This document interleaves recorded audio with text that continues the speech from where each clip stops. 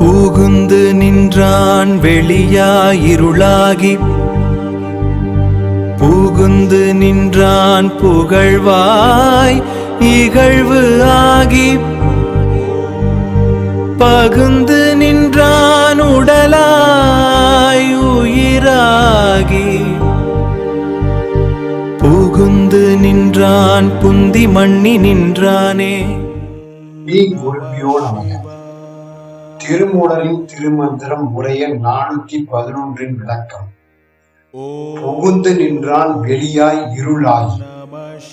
புகுந்து ஒரு பெண்ணின் கர்ப்பப்பைக்குள் ஓர் விந்தணுவாக புகும் முன்னரே ஆணின் விந்தணுக்களுக்குள் புகுந்து, அவ்வாறு அந்த ஆணிடம் விந்தணுக்கள் உருவாகும் முன்னரே அவனிடம் உள்ள இரத்த அணுக்களுக்குள் புகுந்து, இரத்த அணுக்கள் உருவாகும் முன்னரே அவன் உண்ணும் உணவுக்குள் புகுந்து, உணவு உற்பத்தியாகும் முன்னரே மழை நீருக்குள் புகுந்து, மழை நீருக்கும் முன்னரே நீராவியினுள் புகுந்து, நீராவிற்கும் முன்னரே சூரிய ஒளியின் வெப்பத்தினுள் புகுந்து, அந்த சூரிய ஒளி உருவாகும் முன்னரே அது நிலை பெற்றிருக்கும் வெளியினுள் புகுந்து, வானாயி நின்றவன் ஒரு பெண்ணின் இருள் சூழ்ந்த கர்ப்பப்பைக்குள் ஓர் அணுவாகி புகுந்து இருளாகி, புகுந்து நின்றான் புகழ்வாய் இகழ்வாகி.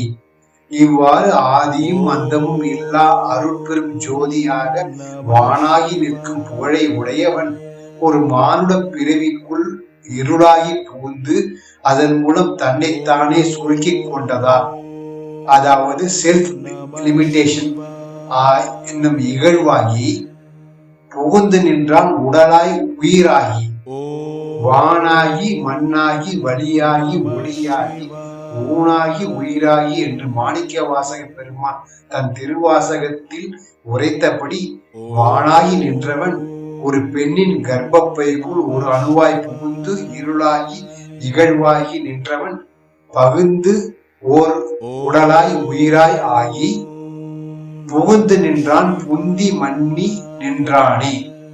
புந்தி என்பதற்கு அறிவு என்றும் மன்னி என்பதற்கு பொருந்துதல் என்றும் பொருள் உள்ளது. ஆதியும் அந்தமும் இல்லா அருட்பெரும் ஜோதியாய் எங்கும் நிறைந்த பேரறிவாளனாக விளங்கும் அவன் இம்மானுட உடம்பினுள் குடிகொண்டுள்ள 6 அறிவுக்குள் அறிவாய் பொருந்தி புகுந்து நின்றானை என் சொல்லி வாழ்த்துவனே. திருச்சிற்றம்பலம்.